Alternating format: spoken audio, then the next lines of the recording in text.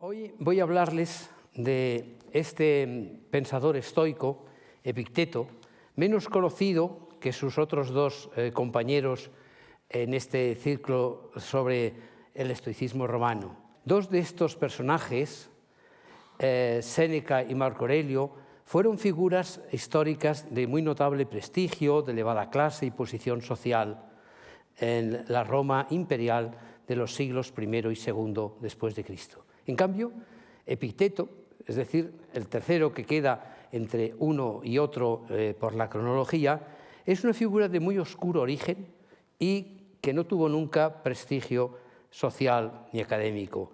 Fue vendido como esclavo de niño y luego ya, liberto, no tuvo más empleo que el de maestro de filosofía, acaso unos años en Roma y luego en una pequeña ciudad del Epiro a orillas del Adriático.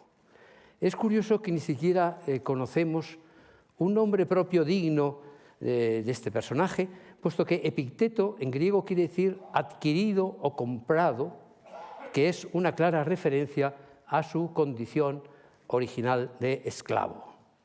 Es interesante, pues, comenzar por esta diversidad de los tres filósofos del estoicismo en su etapa final.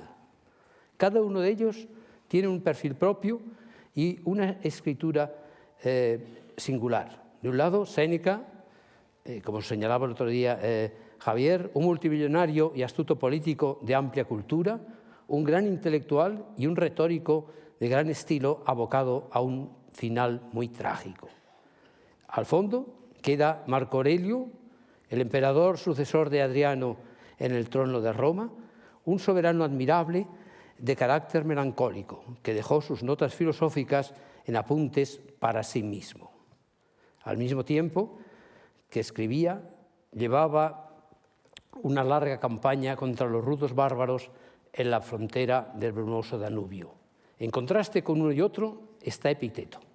Epicteto, que conoció en su niñez la esclavitud y una vez liberado abrió una escuela de filosofía estoica, unos años primero en Roma y más tarde desterrado, como otros filósofos, en Nicópolis, una ciudad portuaria provinciana en la ribera oriental del Adriático.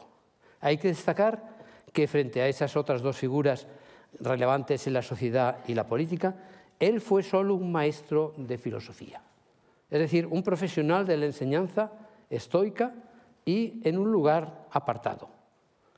Fue, como su admirado Sócrates, un predicador ingenioso y ágrafo, un maestro de la conversación. Pero, como Sócrates, no parece haberse interesado en dejar ningún escrito propio.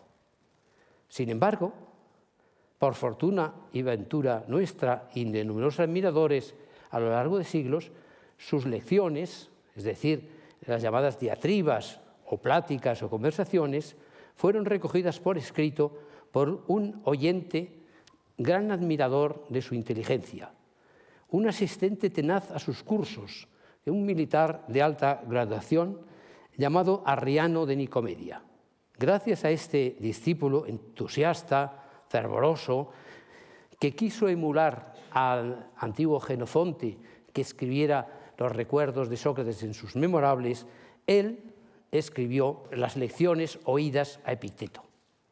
Parece que las tomó en un sistema de taquigrafía o algo así muy rápido y nos ha dejado una obra bastante amplia en cuatro libros, fueron 8, pues se han perdido 4, y además de estas obras, disertaciones en 4 libros, tenemos un breve resumen, una especie de manual, o en la palabra griega enquiridion, que recoge lo esencial y que es el libro más leído de Epicteto, que ha tenido a lo largo de los siglos muchos lectores.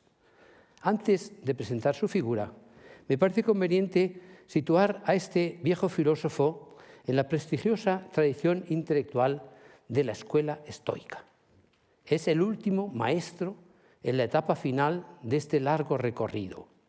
No podemos olvidar que lo que llamamos estoicismo romano es, desde luego, el último acto de una gran tradición. Recordemos que de los tres pensadores, 2, Epicteto y Marco Aurelio escribieron en griego y solo Séneca utilizó el latín. Comenzaré ahora por un resumen de la escuela estoica y sus varios maestros. La filosofía estoica tuvo una pervivencia extraordinaria y una difusión muy larga durante 5 siglos, los que van desde la fundación de la escuela en la Estoa ateniense hacia 300 a.C. por Zenón de Citio.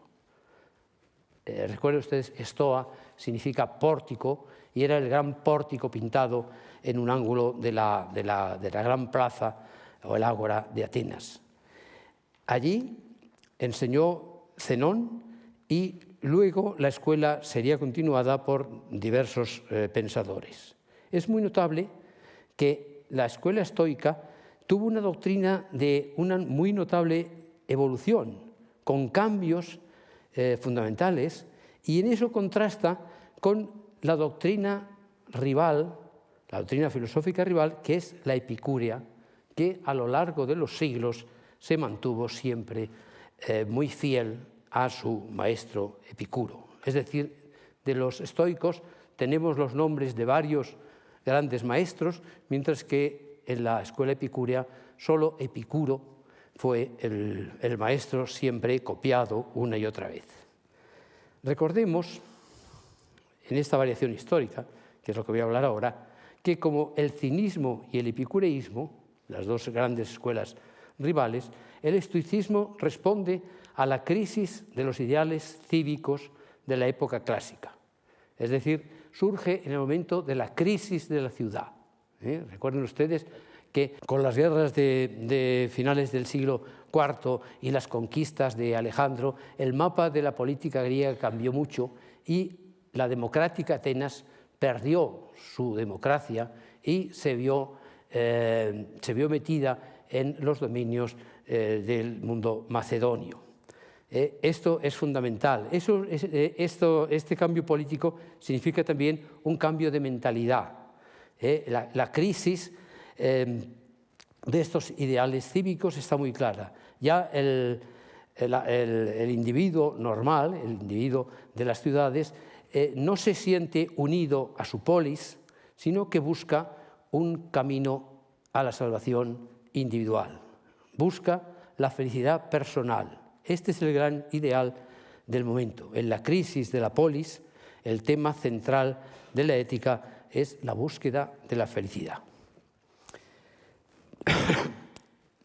Citaré unas líneas de un gran historiador de la filosofía antigua, Wilhelm Capelle, que lo recuerda y dice así: en la concepción estoica, el hombre tiene en sí mismo todas las condiciones necesarias para su verdadera felicidad. El problema está en llegar a conseguirla a base de inteligencia, voluntad y práctica continuada. La Estoa creó, bajo el poderoso influjo del imperio de Alejandro, el concepto de humanidad, latín sería humanitas, como algo fundamental en la ética social. Todos los hombres, la distinción entre griegos y bárbaros ya no radica en la naturaleza, sino que se considera una convención usual, están emparentados íntimamente por la razón que habita en ellos, es decir, lo que los griegos llamaban el logos. Y por eso todos los hombres son hermanos, puesto que son hijos de la razón universal que domina todas las cosas. Precisamente esto, el participar de la razón universal, es lo que caracteriza al hombre, según los estoicos, frente a los demás seres. Por eso el hombre está destinado a la vida en comunidad. En griego el término es zon koinonikon, que quiere decir animal comunicativo o animal social. Hay una diferencia entre esta definición en el adjetivo koinonikon a lo que había utilizado Aristóteles. Aristóteles había dicho que el hombre era un zon politikon, es decir, un animal de ciudad. Ahora ya no. Ahora ya, digamos, el horizonte se ha abierto y hay un mundo civilizado donde se habla griego de muy largas fronteras. A diferencia, el amor hacia los demás seres humanos, lo que se llama en griego filantropía, se sustenta en este sentimiento de parentesco natural. La patria de los estoicos ya no es la ciudad, sino el mundo entero.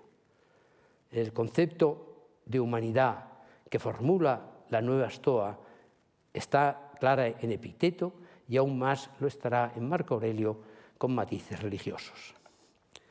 Todo hombre, pues, se siente unido a los demás hombres, considerándolos hermanos, y está lleno de amor hacia ellos, puesto que son copartícipes de su origen y su destino.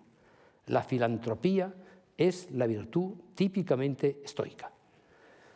De esta manera, la Stoa, al destruir las ligaduras de la polis griega, encontró para el hombre del helenismo, en la última época de la antigüedad, una nueva patria, de la que ya nunca podría ser expulsado. Patria en el cosmos y en el logos, que de un modo personal habría de ser una patria fundada por la divinidad. Bien, ese es un rasgo esencial. El ciudadano ya no considera básicos los límites de la ciudad, sino que de alguna manera todos los hombres que son civilizados, lo que llamaríamos el mundo este del helenismo, están emparentados y la conducta de ellos debe basarse en la filantropía, el amor a los demás, y en el logos. Como decíamos, hay 3 periodos en la historia de esta gran escuela y su doctrina. Ya que no tengo una biografía de Epicteto, lo que sí quiero recordar es su enraizamiento en este periodo filosófico. El antiguo estoicismo, que nació en Atenas del siglo III a.C., tuvo como figuras magistrales a Zenón, Cleantes y Crisipo. El estoicismo medio, que vino después, en el siglo II a.C., cambió de horizontes y tuvo como maestros a Diógenes de Babilonia, Antípatro de Tarso y luego Panecio de Rodas y Posidonio de Apamea. Y finalmente, el de la última etapa tiene estos 3 personajes de los que hablábamos aquí estos días: Posidonio de Apamea, Epicteto y Marco Aurelio.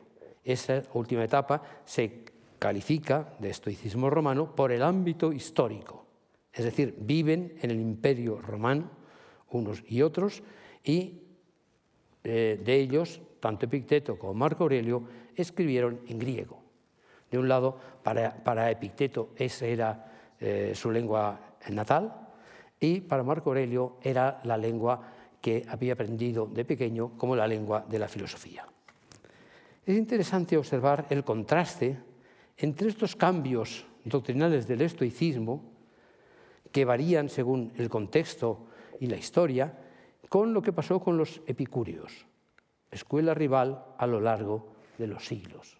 Es muy curioso, y está bien estudiado en los manuales de filosofía, este enfrentamiento entre los 2 grandes sistemas. De un lado, los estoicos, que insisten en la razón, en el logos y la fraternidad universal, y en cambio los epicúreos, que insisten en la búsqueda de felicidad mediante el placer y, en todo caso, la amistad, la filía. El epicureísmo, pues, vino a representar, el epicureísmo, a pesar de las diferencias con los estoicos, una especie de actitud evasiva en la historia, si bien nunca alcanzó el grado de difusión popular y acomodación política que convirtió al estoicismo en la ideología por antonomasia de la antigüedad tardía. Una de las diferencias es que Epicuro dice que el sabio no hará política ni se dedicará a la política, mientras que muchos estoicos sí trabajaron como políticos. El estoicismo luego tiene esas 3 etapas: la primera en Atenas, la segunda este post-alejandrino o helenístico, siglo III a.C., y luego el de la época imperial, que es ya de la época de entre primero y tercero. Son periodos políticos en que, por un lado, la anarquía y el agotamiento final se reflejan en actitudes de evasión o de resignación. en el último periodo. Mientras que en el estoicismo helenístico romano se basa en la potencia histórica de la Roma que conquista el Mediterráneo, el estoicismo de la última hora, que asimila muchas cosas, se encuentra en un periodo ya de decadencia política o de resignación frente a un imperio demasiado grande. El imperio regido por la paz, la benevolencia y la humanidad sufrió un claro vuelco en la etapa final, cuando estos ideales eran ya una desilusión y se refugia en una doctrina que ya no promete más que una felicidad para el individuo, es decir, un refugio para el sabio feliz. Los personajes son muy distintos, ya aquí se ha hablado de Séneca, y después de esto se hablará de Marco Aurelio. Ni Séneca ni Marco Aurelio fueron filósofos profesionales. Ninguno de ellos hizo una exposición sistemática de la doctrina estoica. Los tres, añadiendo a Epicteto, se centraron en el terreno de la ética, es decir, en una teoría moral que se funda en la conciencia individual y la búsqueda de la felicidad. Al principio, el estoicismo empezó como un gran sistema global de filosofía, que tenía una parte primero de lógica, una parte de física y una parte de ética. Esto se ve claramente en la filosofía tradicional, por ejemplo, en Aristóteles. Se empieza explicando cómo se conocen las cosas, el mundo del conocimiento, cómo es luego la naturaleza, la física, y luego ya se pasa a cómo podemos ser felices o cómo se puede el hombre encontrar su felicidad a partir de esas explicaciones previas. Pero ahora no. Ahora más bien, en esta última etapa, los pensadores, los tres pensadores de los que se habla aquí, hablan simplemente de ética o fundamentalmente de ética. Ni Séneca ni Marco Aurelio eran filósofos profesionales. Ninguno trató de escribir una exposición sistemática de la doctrina. Se centraron en la teoría moral, intentando hallar una salida hacia la felicidad. La lógica y la física no les interesaban. De estos tres pensadores surge un ideal del sabio, el sabio estoico, que es un paradigma del hombre feliz y filántropo, que es un ideal fácil para Epicteto, que no tenía compromisos sociales de ningún tipo, y más difícil para Séneca y Marco Aurelio. Hay que notar que de este último, el emperador, el título de su última obra, de su única obra, es muy revelador, se llama Para sí mismo. Es decir, no solo no es un maestro de filosofía, sino tampoco pretende la difusión de sus ideas. Más allá de la variedad de estilo y personalidad, en estos tres filósofos hay una nota común de resignación. No tratan ya de cambiar la sociedad, sino de encontrar una felicidad para el individuo. El mundo se ha vuelto enormemente ancho y ajeno. Ese mundo que Aristóteles o Platón intentaban presentar desde el punto de vista de su estructura física y metafísica, no les interesa mucho. Interesa la felicidad del individuo. Y este es un trazo claro y común en esta época orientada a la búsqueda de una dicha firme y serena.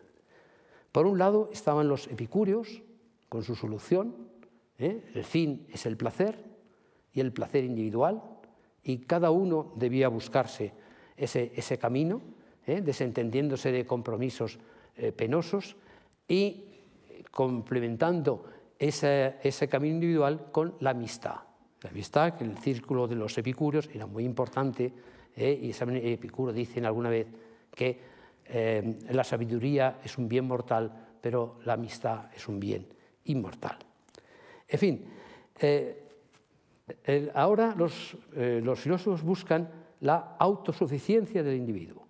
Es decir, en lo que en griego se llama autarkeia, en español se puede traducir por autarcía, pues tiene que ser individual y no para la ciudad, porque tras los cambios políticos de la época después de Alejandro, las ciudades han perdido su autonomía y solo el individuo puede hallar su libertad en la filosofía y acaso en el marco de otra comunidad de gentes sensatas y más amplias. El filósofo no debe ilusionarse predicando sus ideas ante una multitud ilusa y descarriada, sino que trata de blindar su propia serenidad. Como mencionaré más adelante, en este momento surge esta idea de que las masas son un tanto irracionales. Ya no se trata de hacer una política o buscar la felicidad o asegurar, digamos, una vida ciudadana. Se trata de encontrar cada uno su camino a la felicidad. Y ese camino debe partir de lo que los griegos llamaban la ataraxia o bien apatia, que quiere decir la serenidad. Primero la serenidad y luego la felicidad. Los estoicos trataron siempre, sin embargo, de ser colaboradores con el poder, con los poderes cívicos. Eran sociables y respetuosos, mucho más que los epicúreos y, desde luego, mucho más que los escandalosos filósofos cínicos, aunque en su origen ellos tuvieron buenas relaciones con estos predicadores como el famoso Diógenes, mendicantes y escandalosos. La felicidad del cínico era un camino un poco subversivo. Los estoicos, en ese sentido, se apartan de ellos. Los fundadores predican ideas con todo decoro en la plaza pública de Atenas, es decir, en la Stoa. La Stoa era la Stoa Poikile, que era un pórtico grandioso con unas pinturas, ¿no?, que ahora ha dejado escasas ruinas en la propia Atenas. Los epicúreos, en cambio, se refugiaban en la escuela llamada Jardín. Notemos que Zenón de Citio, el fundador de la Stoa, astuto fenicio, logró en Atenas mucho prestigio gracias a sus enseñanzas sobre la virtud, hasta el punto de que a su muerte se le concedió un sepulcro en el Cerámico a costas del erario público. Es decir, Zenón fue enterrado en el Cerámico como un hijo ilustre y además a costa del erario público, y fue honrado con un decreto.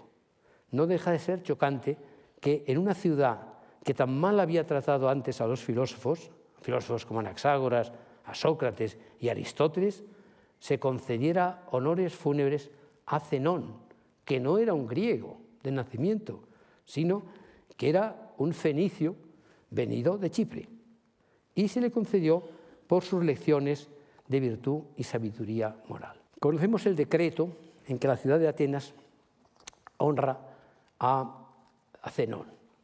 Como digo, es curioso porque Atenas había sido muy ingrata con los filósofos. Recuerden ustedes que un tribunal popular condenó a muerte a Sócrates y también persiguió a Anaxágoras, y no trató bien a Platón siquiera, ni a Aristóteles, que tuvo que escapar de Atenas. Y en cambio honró a este Zenón, que ni siquiera era griego de origen y que había venido del mundo mediterráneo, con un decreto que voy a leerles porque es una pieza muy curiosa de la historia. Es el decreto, el año 261, en honor de Zenón. Dice el decreto, lo decía: considerando que Zenón, hijo de Mnaseas de Citión, que durante largos años ha vivido según la filosofía de la ciudad, no solo se ha mostrado hombre de bien en toda ocasión, sino en particular por sus animosos consejos sobre la virtud y la templanza, y ha excitado la conducta más noble de los jóvenes que acudían a su escuela, ofreciendo a todos el modelo de una vida acorde siempre a los sabios principios que enseñaba. Como subraya un comentarista, aquí es curioso, no se elogia a Zenón por sus teorías, ni por ser sabio, sino por la buena educación que da a la juventud, es decir, por la concordancia entre su vida discreta y sus discursos. Es una cosa muy interesante, es decir, no se le premia por su sabiduría, sino sobre todo por su ejemplo moral. esta es una distinción muy curiosa. A partir de aquí, a partir de los estoicos, hay una clara división entre el sabio y la multitud. Está en los primeros textos y es algo nuevo en el mundo griego. Anteriormente en Grecia había habido muchos sabios, muchos filósofos, pero nunca se había insistido en este aspecto, la figura del filósofo como maestro de sabiduría moral. Los estoicos, también los epicúreos, insistirán en la distinción entre el sabio, en griego se llama sophos, y los muchos, la multitud, hoi polloi. El filósofo no es visto ya como un investigador, un teórico, sino sobre todo como maestro de virtud y de un saber que lleva a la felicidad. Frente a la muchedumbre que se deja arrastrar por sus necias fantasías y pasiones, el sabio se alza como la roca firme que no altera el homenaje. Eso es una imagen que está en Marco Aurelio, como un héroe de la moral. Ya en el siglo V, Estobeo, un sabio comentarista, dice: Zenón y los estoicos enseñan que hay dos clases de hombres, los sabios y los necios. Los sabios ejercitan durante toda su vida la virtud, los necios la maldad. Unos hacen siempre lo correcto, los otros al contrario, lo falso. El sabio se atiene al saber empírico de la vida y hace bien todo, ya que actúa en el sentido de la inteligencia, del autodominio y las virtudes. El necio, al contrario, lo hace todo mal. El sabio no se deja forzar por nadie ni fuerza a nadie. Nadie puede ejercer violencia sobre él y él no la ejerce sobre nadie. Ni domina ni es dominado, no se deja engañar ni engaña. Así que es más que cualquier otro, feliz, digno de elogio, piadoso, amado por Dios y noblemente se considera el verdadero rey, el estratego, el hombre de Estado y el hombre de negocio. El necio es todo lo contrario. Es muy curioso esta versión exagerada que sigue, ¿no? Que sigue en este Estobeo y que está ya en textos estoicos y también en epicúreos, ¿no? También los epicúreos consideraban a Epicuro como un modelo de sabiduría, solo que los estoicos insisten en la moralidad.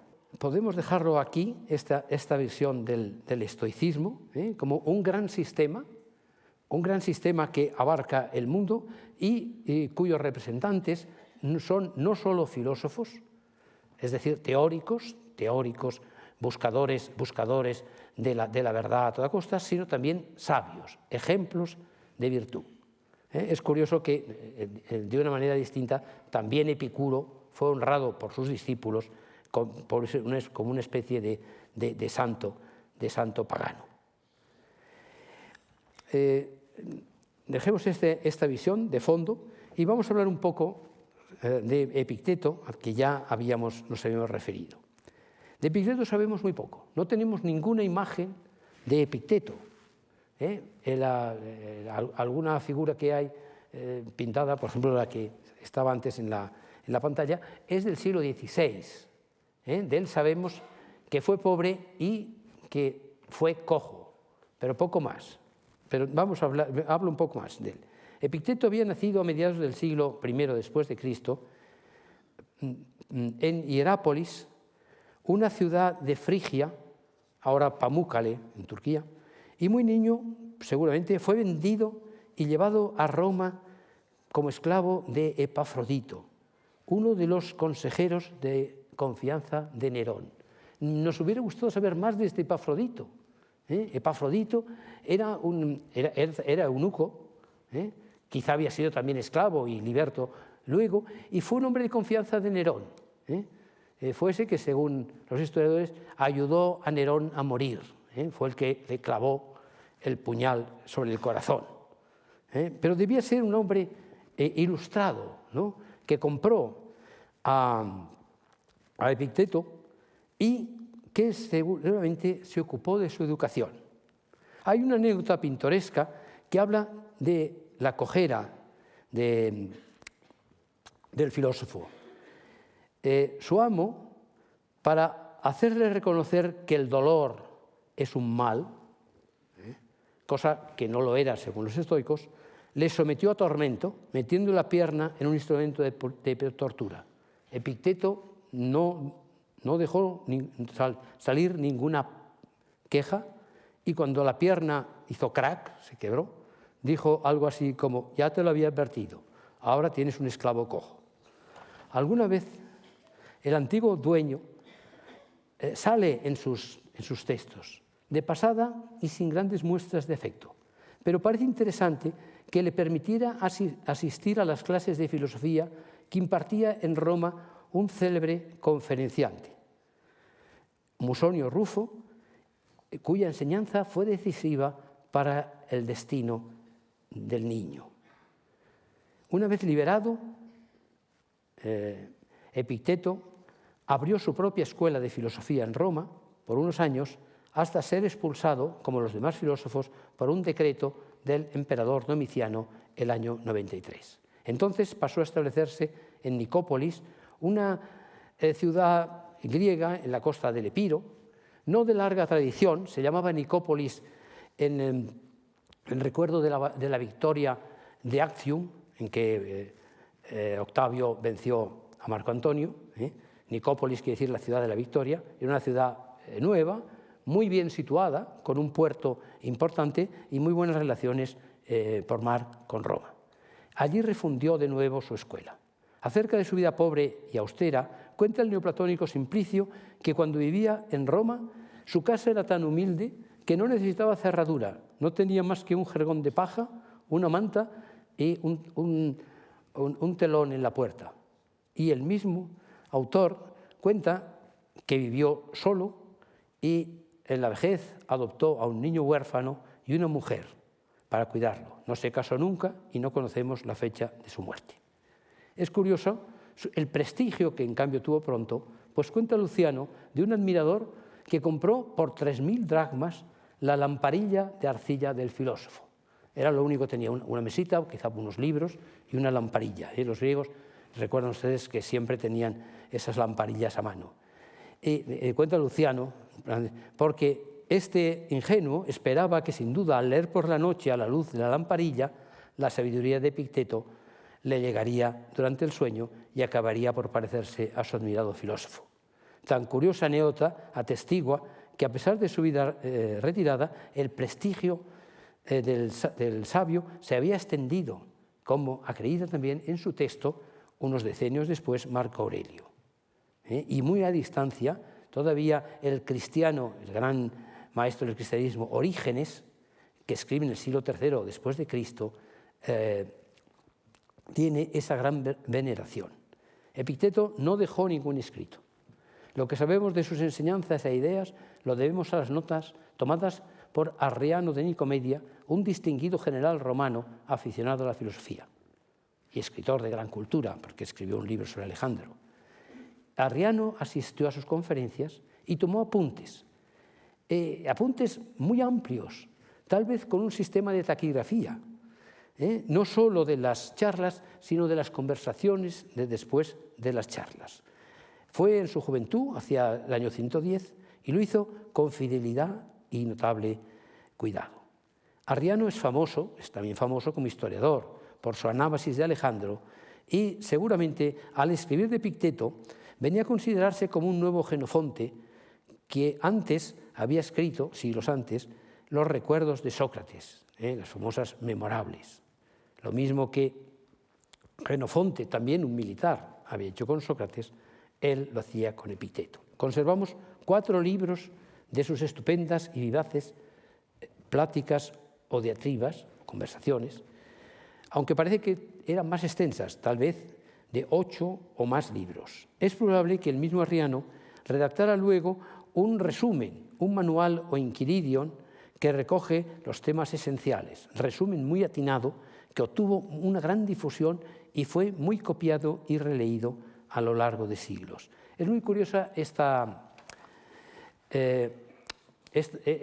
literatura sobre Epicteto. Por un lado tenemos 4 libros de conversaciones muy ágiles, conversaciones que no eran las charlas que daba Epicteto, sino las charlas que venían después de las lecciones. Seguramente Epicteto, como hacían los filósofos de la época, comentaba textos anteriores, clásicos, textos de los fundadores de la Estoa. Pero después había esas charlas con los alumnos y amigos, que es lo que aparece en los 4 libros estupendos de arriano. Pero junto a ello, para facilitar la difusión de sus ideas, él hizo un pequeño manual o enquiridion. Enquiridion es una palabra muy curiosa en griega, engeiridion, porque significa manual exactamente, ¿no? Y la palabra geir significa mano, y también significa puñal. Y alguien decía que hay que tener siempre a mano un enquiridion, o bien un libro, o bien un puñal, para acabar la vida. De los textos de Epicteto nos han llegado muchas noticias y pueden leerse, ¿no? Hoy día tenemos en castellano excelentes traducciones, hay 5 o 6 por lo menos del manual y 2 muy claras de las conversaciones.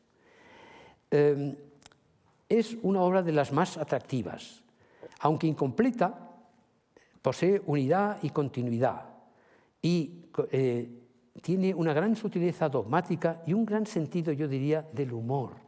Es muy parecida, en ciertos aspectos, a las enseñanzas de Sócrates. Lo que pasa es que es muy diferente Epicteto de Sócrates. Sócrates, ¿se acuerdan ustedes?, hablaba en la ciudad con sus conciudadanos y planteaba siempre esa duda sobre dónde está el camino a la verdad. Sócrates habla siempre preguntando, demostrándose a los otros que creen saber cosas pero que no las saben y que hay que seguir buscando. En cambio, Epicteto no, Epicteto es un tanto predicador y maestro y impone sus ideas claras sobre las dudas de sus alumnos. La serenidad de tono, las fórmulas sencillas, atractivas, la finura de la observación, la profundidad de las reflexiones hacen del manual y las conversaciones de Epicteto una obra de una gran influencia en el curso de los siglos. Ya fue leído seguramente por muchos autores cristianos y luego en el Renacimiento. Descartes la conoce perfectamente. Pascal, en su Entretien de Monsieur de Saussure sur Epictète et Montaigne, dice: encuentro en Epicteto un arte incomparable para alterar el reposo de los que buscan la felicidad en cosas exteriores. Y añade: si Epicteto combate la pereza, conduce al orgullo, pero a un orgullo con claridad.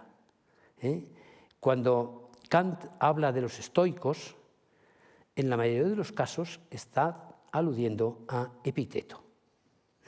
Epicteto predica la libertad interior y la sumisión a la razón. Cada hombre debe preocuparse únicamente de lo que depende de él, es decir, de sus opiniones, sus deseos e inclinaciones, y en cuanto a las cosas que no dependen de nosotros, nadie puede detenerlas ni hacerles obstáculo. Hay que tomarlas como llegan y modificarlas para que sean a nuestro gusto. Esta sumisión al orden del mundo está sostenido por un sentimiento religioso muy explícito, acompañado de una confianza total en la providencia, hasta el punto que uno podría dejarse llevar a encontrar en la obra una cierta influencia del cristianismo naciente.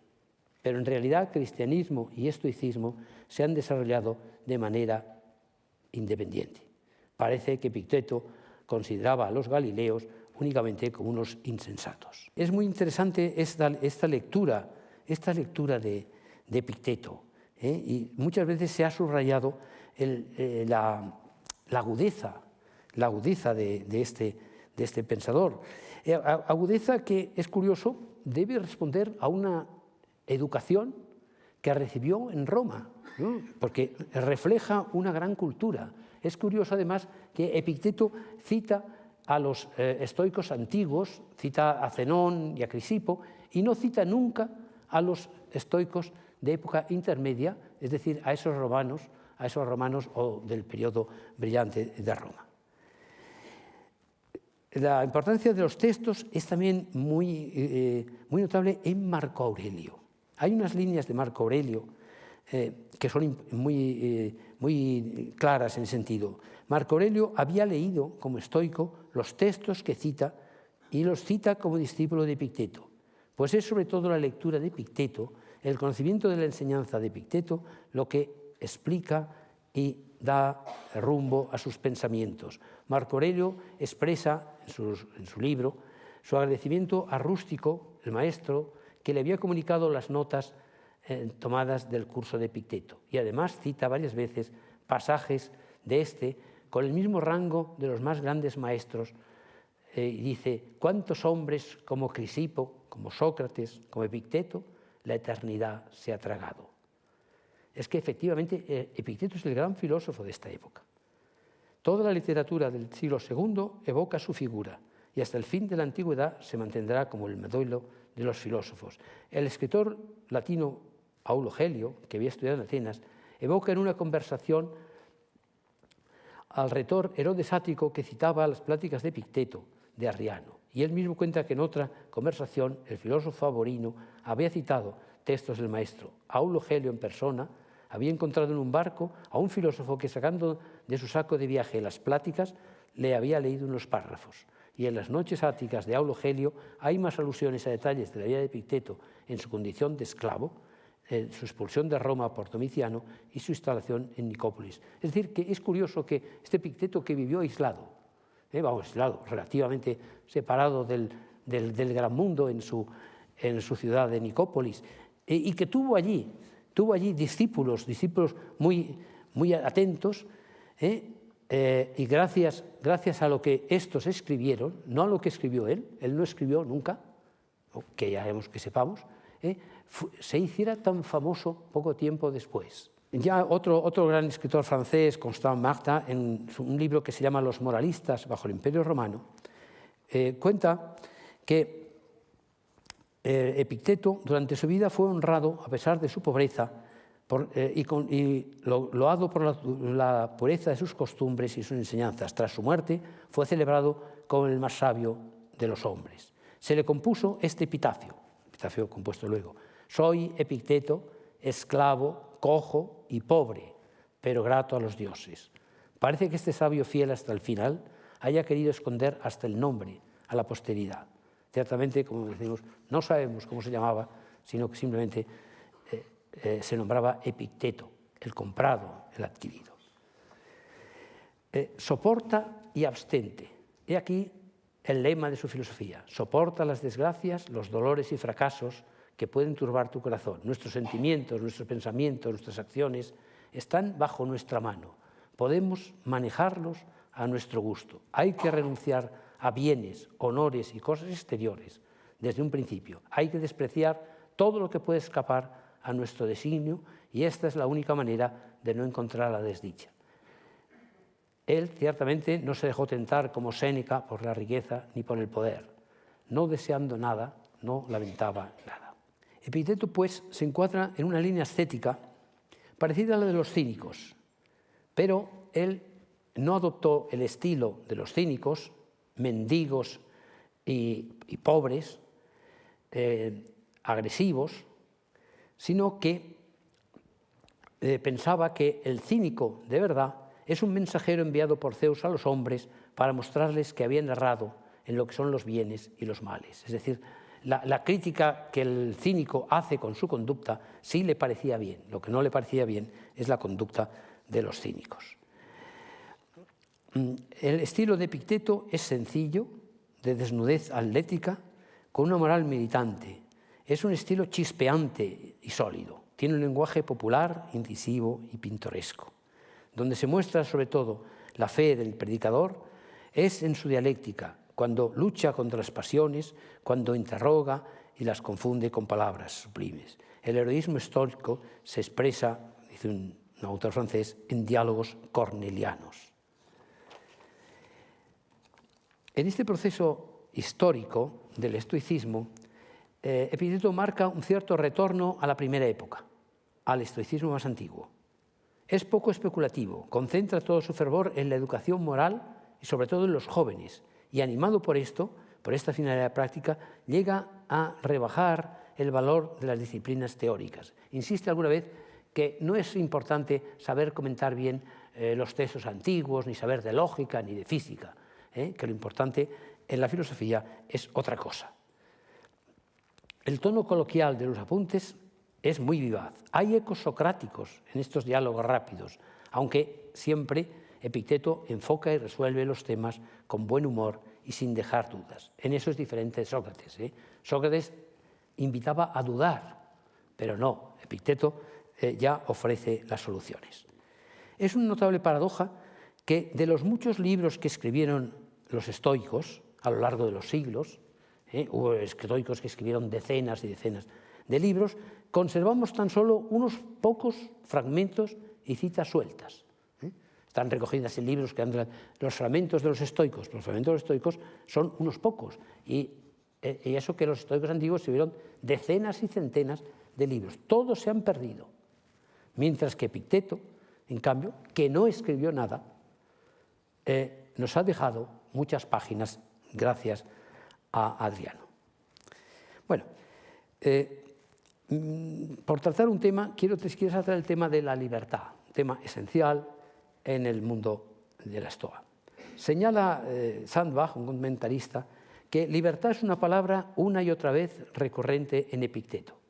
Por su experiencia personal, él había aprendido que aunque un cuerpo puede ser esclavizado, un hombre consciente es siempre dueño de su propia felicidad y toma con su inalienable libertad interior sus propias decisiones y juicios.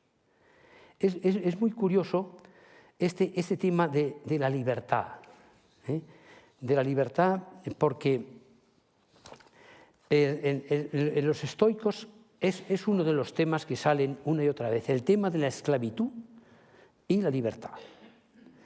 Era de larga resonancia en las enseñanzas y se encuentra en Séneca y otros filósofos, pero los estoicos tenían una posición especial. Pensaban que la esclavitud grave es la esclavitud intelectual, la esclavitud mental y no la física.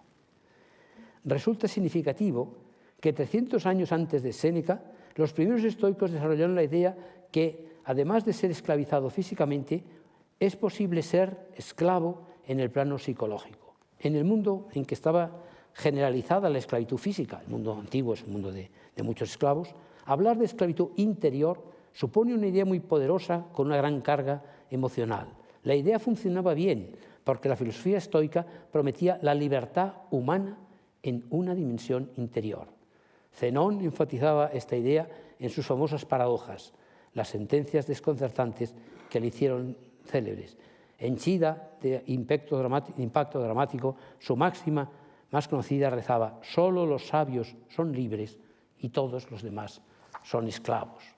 Eso quizá explica, en cierta manera, que los estoicos, tan preocupados por la libertad, no protestaran nunca contra la esclavitud física, contra la esclavitud que existía en la sociedad antigua, y sobre todo esta sociedad del mundo romano, era una sociedad llena de esclavos. Pero los filósofos no protestaron contra esa esclavitud, protestaron contra la esclavitud de aquel que no sabe pensar por su cuenta. Libertad. Libertad es una palabra una y otra vez recurrente en Epicteto. Por su experiencia personal, él había aprendido que el cuerpo puede ser esclavizado, pero un hombre consciente es siempre dueño de su propia felicidad y toma con su inalienable libertad interior sus decisiones y juicios. Epicteto predica la libertad interior y la sumisión a la razón. Cada hombre debe preocuparse únicamente de lo que depende de él, es decir, de sus opiniones, sus movimientos, sus deseos e inclinaciones. Y en cuanto a las cosas que no dependen de nosotros, nada puede detenerlas ni obstaculizarlas. Las debemos tomar como llegan y no desear que sean conforme a nuestros deseos. Esta sumisión al orden del mundo es sostenida por un sentimiento religioso muy explícito, acompañado de una confianza total en la providencia. Hay que recordar que para los estoicos el mundo tiene sentido. Hay una providencia cósmica, divina, que está en el fondo del mundo. Y todo lo que sucede, que a nivel particular puede parecer caótico y tal, tiene su razón de ser. Esa es una diferencia importante de los estoicos frente a los epicúreos. Los epicúreos pensaban que el mundo estaba compuesto de átomos y no tenía sentido ninguno. Según Epicteto, no nos impresionan ni afectan las cosas, sino nuestra percepción. Saberse libre y orientar la experiencia a la felicidad, pues, depende solo de uno mismo. Esta perspectiva invita a tomar conciencia de que podemos vivir libre y felices. Nos impulsa a aceptar la realidad no solo con resignación, sino con animoso y alegre talante. Es muy parecido a lo que Nietzsche llamaba amor fati, el amor a nuestro fatal destino.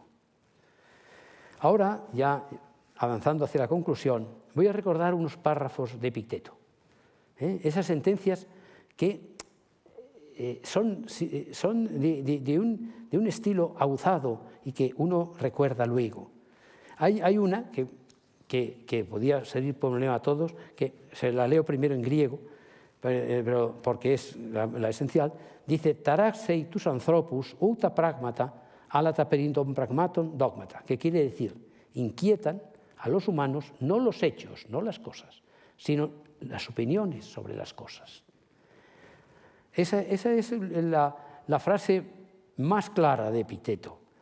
Leo algunas más. Dice, el sabio es libre, incluso en las cadenas, pues hace lo que depende de él y permanece firme y tranquilo frente a los demás. Estoy obligado a embarcarme. ¿Qué debo hacer? Bueno, elegir el barco, el piloto, los marineros, la estación, el día, el viento. He ahí todo lo que depende de mí. Pero si cuando estoy en alta mar viene una gran tempestad, eso ya no es asunto mío. Eso es simplemente competencia del piloto. El barco se hunde. ¿Qué debo hacer? Hago lo que depende de mí y no gimo ni gimoteo. No me atormento. Sé bien que todo lo que nace debe morir. Es una ley general y es preciso que yo muera. Una y otra vez insiste en que la verdadera libertad depende en orientar la conducta hacia la felicidad y atenerse a los hechos. El manual empieza con una afirmación sobre cosas que dependen de uno mismo y las que no. De las cosas que existen, unas dependen de nosotros, mientras que otras no. De nosotros dependen el juicio, el impulso, el deseo, el rechazo y, en una palabra, cuanto es asunto nuestro. No depende de nosotros ni el cuerpo, ni las posesiones, ni los cargos, y, en una palabra, cuando no es nuestro asunto. Y en lo que depende de nosotros, el hombre es por naturaleza libre, no está sometido a estorbos ni impedimentos, y lo que no depende de nosotros es vano, forzado, ajeno. Recuerda, por tanto, que si aquello que por naturaleza es dependiente lo consideras libre y lo ajeno propio, quedarás frustrado, afligido, impedido, harás reproches a dioses y hombres, mientras que consideras que solo lo tuyo es tuyo y lo ajeno no. Nunca nadie te obligará, nadie te impondrá impedimentos, no tendrás reproches contra nadie, no acusarás a nadie, no harás una sola cosa contra tu voluntad. No tendrás enemigos, ni nada perjudicial va a ocurrirte. Y sigue la frase. Lo que perturba a los seres humanos no son las cosas, sino las opiniones sobre las cosas. Así, por ejemplo, la muerte no es nada terrible, ya que a Sócrates no se lo pareció. Solo la opinión que tenemos de la muerte como algo terrible es terrible. Así pues, cuando nos enfrentamos a un obstáculo o nos preocupamos o disgustamos, no deberíamos achacarlos a otros, sino a nosotros mismos, a nuestras opiniones. La gente sin formación es la que culpa a otros cuando pasan y chocan con algo malo. Quienes están formando se culpan a sí mismos, pero los que ya se han formado no culpan a nadie más. Y dice otra frase importante, no pretendas que lo que ocurra como tú quieres, sino que lo que ocurra, tal como ocurre, aprécialo y te irá bien. Otra, recuerda que eres el actor de un drama que habrá de darse como el director quiere. Breve, si lo quiere breve. Largo, si largo. Si quiere que representes en este mundo a un mendigo, represéntalo de modo convincente. Si te toca un cojo o un magistrado, es tu destino. Recuerda, dice otra, que lo que te daña no es el que te insulta o te agrede, sino tu opinión sobre las cosas que parecen dañinas. Por tanto, cuando alguien te moleste, ten presente que es tu propio juicio lo que te molesta. No permitas, dice otro, que te acongojen pensamientos como estos. Me pasaré la vida sin honores y no seré feliz ni nadie en ningún lado. Pues si la falta de honores es un mal, no puedes sufrir un mal por causa ajena, ni por eso sentir vergüenza. ¿Acaso depende de ti ser elegido para un cargo público o ser invitado a un banquete? ¿Acaso podría acarrearte un deshonor? ¿Y cómo podrías no ser nadie en ningún lado, tú que solo deberías ser alguien en lo que depende de ti, en lo que te es posible ser de gran valor?